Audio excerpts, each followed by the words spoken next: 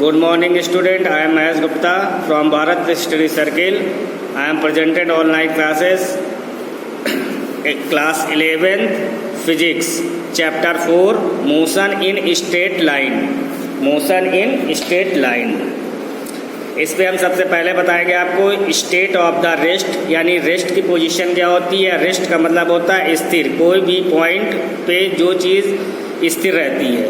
यानी an object is said to at rest if its position does not change with time with the respect its surrounding. यानी भी कोई भी चीज़ अपनी जगह पे पूर्णतया स्थिर रहती है या किसी समय के साथ नहीं बदलती है, नहीं चलती है, नहीं फिरती है। ठीक है, चलना फिरना no, surrounding of state of rest, यानी वो रेस्ट की पोजीशन पे होती है। एग्जाम्पल है a pen laying on the table, a man sitting on a table. यानी पेन एक रखा हुआ है, यानी वो ना चल नहीं रहा है, यानी उसी जगह पे है, यानी वो रेस्ट की पोजीशन पे है। मोशन का मतलब होता है गति। ठीक, an object said to be in motion if it position change continuously with time with respect to surrounding. यानी जो मोशन होता है, ठीक है, यानी चलना फिरना, मोशन कर रहा है, कोई भी चीज़ समय के साथ पे आगे बढ़ रही है। ठीक है, समय के साथ आगे बढ़ रही है, यानी वो रेस्ट पे नहीं है, वो लगातार मूव कर रही है। जैसे a car moving on a road, जैसे रोड पे कार चल रही है, यानी समय भी समय के साथ साथ वो मूव कर रही है। अगला है डिस्टेंस। द डिस्टेंस का मतलब होता है दूरी। The distance on the length of the actual path following by the body in the given time direction. यानी डिस्टेंस का मतलब होता है आप जितनी भी दूरी कवर करते हैं। जैसे ये ग्राफ दिया हुआ है, जैसे ए से बी, बी से सी, सी से डी, डी से ई, ई से एफ। आपने कितनी डिस्टेंस कवर की, तो ये टोटल डिस्टेंस होती है। ए बी सबको ऐड कर देते हैं, A B, B C, C D, D E, E D. फिर इसके बाद होता है इसकी यूनिट जो होती है एसआई, यूनिट ऑफ डिस्टेंस होती है मीटर। जो डिस्टेंस की यूनिट होती है वो मीटर होती है। नेक्स्ट है आपका डिस्प्लेसमेंट। डिस्प्लेसमेंट का मतलब होता है विस्थापन, यानी displacement. The displacement of the object in motion can be defined as the shortest distance between initial and final position of the body. यानी इनिशियल और फाइनल पोजीशन, यानी कोई भी चीज़ जब चल रही होती है तो उसका जो इनिशियल पॉइंट होता है और जहाँ तक वो जाती है, ठीक है, वो होता है फाइनल पोजीशन। तो यानी जैसे ये फिगर बना हुआ है आपके पास में, P से R, R से Q, तो ये हो गया इनिशियल पॉइंट और ये हो गया आपका फाइनल पॉइंट। तो ये हो गया if the object move from the position P to R through the Q in time t second. इसके बाद इसकी यूनिट, डिस्प्लेसमेंट की यूनिट होती है मीटर। नेक्स्ट है स्पीड। स्पीड मीन्स चाल। Speed the distance covered by an object per unit time in known as speed, यानी per second. यानी एक सेकेंड में हम जितनी दूरी कवर करते हैं उसे हम स्पीड कहते हैं, स्पीड चाल पर सेकेंड में। यानी speed is equal to distance upon time. SI unit होती है metre per second, metre per second. फिर इसके बाद है हमारे पास में वेलोसिटी। वेलोसिटी यानी वेग। The velocity of the moving object can be defined as the rate change of displacement with time. यानी डिस्प्लेसमेंट समय के साथ साथ विस्थापन में जो परिवर्तन, विस्थापन में जो किसी वेग से जब चलता है कोई भी पार्टिकल्स, जैसे velocity is equal to displacement upon time, यानी v is equal to D upon T.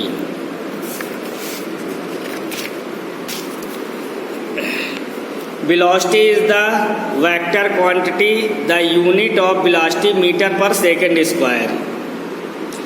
Acceleration. Acceleration आपका होता है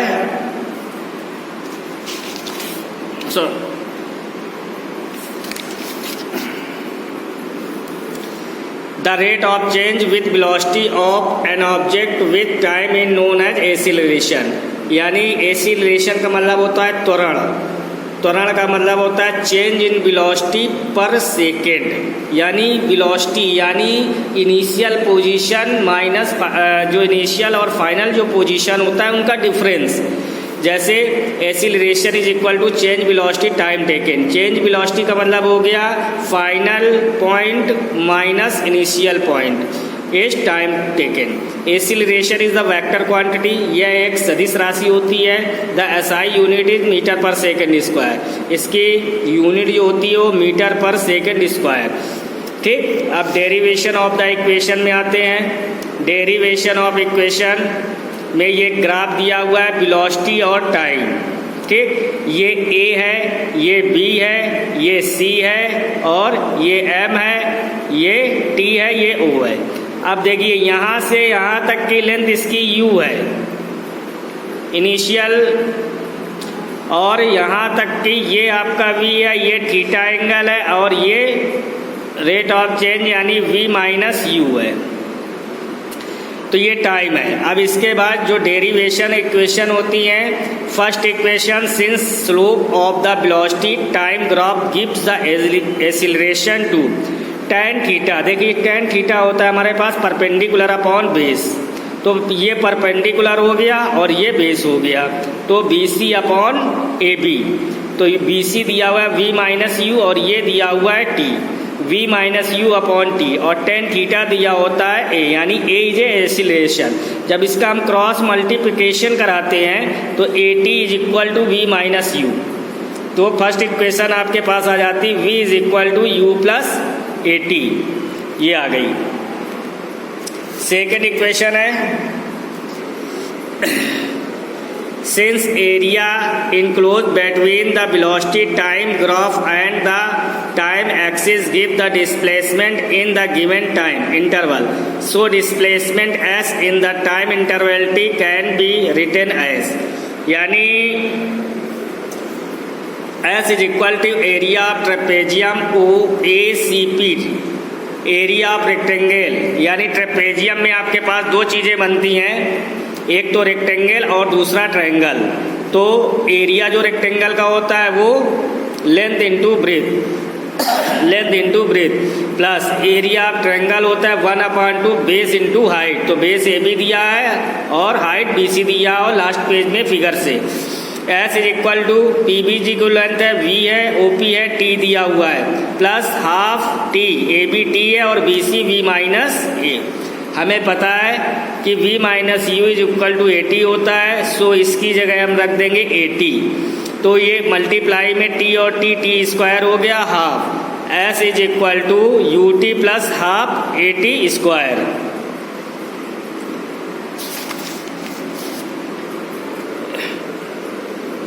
हाफ AT स्क्वायर। तो ये आपकी इक्वेशन थी, फर्स्ट इक्वेशन और सेकेंड इक्वेशन डेरिवेशन। ठीक, नेक्स्ट टर्म में आपको हम थर्ड इक्वेशन बताएंगे। So thank you. Good morning student, I am Mahesh Gupta from Bharat study circle, class 11th physics. Last term में मैंने आपको सेकेंड इक्वेशन बताई थी, थर्ड इक्वेशन है। अब थर्ड इक्वेशन जो होती है मोशन की, V square is equal to u square plus 2AS। तो यानी distance covered by a moving object in time t can be written as S is equal to area of trapezium OACP। देखिए area of trapezium का जो formula होता है वो होता है sum of parallel line, sum of parallel line into distance altitude upon 2। तो जो पैरेलल लाइन होती है OA है पीछे फिगर में, प्लस PC अपॉन 2, और जो हाइट है परपेंडिकुलर वो है AB। ये हो गया S is equal to OA की जो लेंथ दी है V U दिया हुआ है, PC V दिया अपॉन 2 इंटू T। जब इसका हम क्रॉस मल्टीप्लिकेशन कराएंगे या जो T की वैल्यू देखेंगे, तो जो T की वैल्यू होती है V minus you upon A, ये फर्स्ट इक्वेशन से निकल के आती है, जो इक्वेशन फर्स्ट होती है उससे निकल के आती है। तो यानी ये हो गया हमारे पास में S is equal to U plus V और V U minus V। Upon 2a। देखिए ये फार्मूला होता है a plus B A minus B, a plus B A minus B.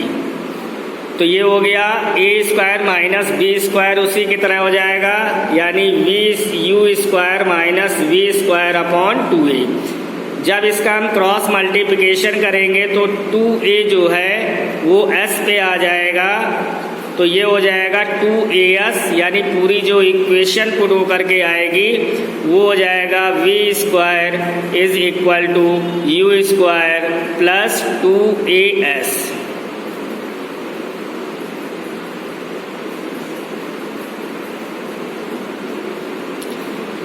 Next question है न्यूमेरिकल से आपके पास में, the velocity of a particle moving along the straight line under constant acceleration is 10 metre per second. At instant after 5 second velocity particles becomes 20 metre per second. What was the velocity of the particle 3 seconds before instant it? यानी हमें निकालना है particle की velocity find करनी है जब वो move कर रहा होता है। तो यानी उसका जो फर्स्ट में एक्सीलरेशन होता है वो 10 मीटर पर सेकेंड है, फिर कह रहा है 5 सेकेंड पश्चात यानी 5 सेकेंड बाद वेलोसिटी कितनी होगी, यानी बढ़कर 20 मीटर पर सेकेंड, और फिर हमें निकालना है कि 3 सेकेंड बाद क्या होगी। ये है, हो गया क्या बात, टाइम हो गया। Let the time initial velocity of the particle it and its acceleration is the form of equation। आपके पास पहली इक्वेशन जो होती है वो होती है v equal to u plus A T. जो v दिया हुआ है वो 10 मीटर पर सेकेंड है और u की जगह u रखेंगे at। फिर दूसरी इक्वेशन में आपका v की जगह 20 दिया हुआ है, v प्लस a, फिर कह रहा 5 सेकेंड बाद, यानी तो ये हो गया t माइनस 5। अब हम लोग क्या करेंगे, सब्ट्रैक्ट करेंगे इक्वेशन फर्स्ट को इक्वेशन सेकेंड से। तो सेकेंड माइनस फर्स्ट करेंगे तो ये आएगा 20 माइनस 10, v से v कैंसिल हो जाएगा, at से at कैंसिल हो जाएगा, और a का 5 में मल्टीप्लाई, ये आपका आ गया 5a।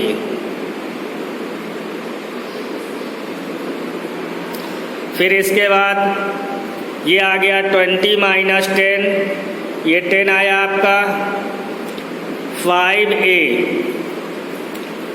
फिर इसके बाद a की जब वैल्यू फाइंड करेंगे तो 10/5 यानी 2 metre per second square.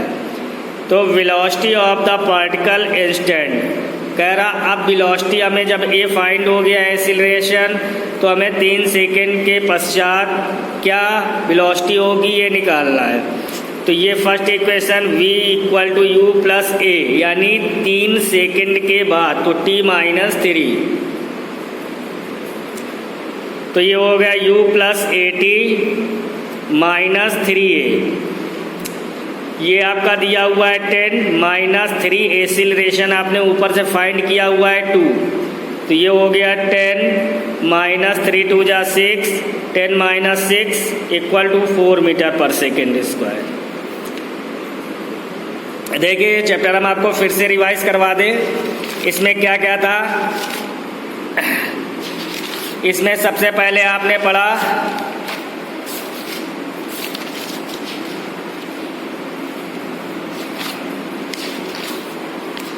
State of the rest, यानी रेस्ट क्या है, रेस्ट यानी कोई भी चीज़ जब स्थिर होती है उसे हम रेस्ट बोलते हैं। और मोशन क्या होता है, जब कोई पार्टिकल चलना फिरना यानी मोशन में होता है उसे हम मोशन बोलते हैं, यानी गति कर रहा होता है तो उसे हम बोलते हैं मोशन।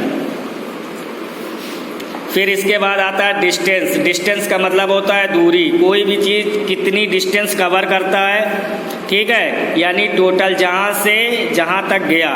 जैसे ये था ए से यहाँ तक गया, तो ये टोटल डिस्टेंस जब फाइंड करते हैं तो सबको ऐड कर देते हैं, ये होता है आपका डिस्टेंस। फिर इसके बाद था डिस्प्लेसमेंट एज द विस्थापन, यानी इनिशियल पोजीशन से फाइनल, जहाँ इनिशियल पोजीशन से फाइनल पोजीशन तक जो भी डिस्टेंस होती है उसे हम डिस्प्लेसमेंट बोलते हैं और इसकी यूनिट होती है मीटर।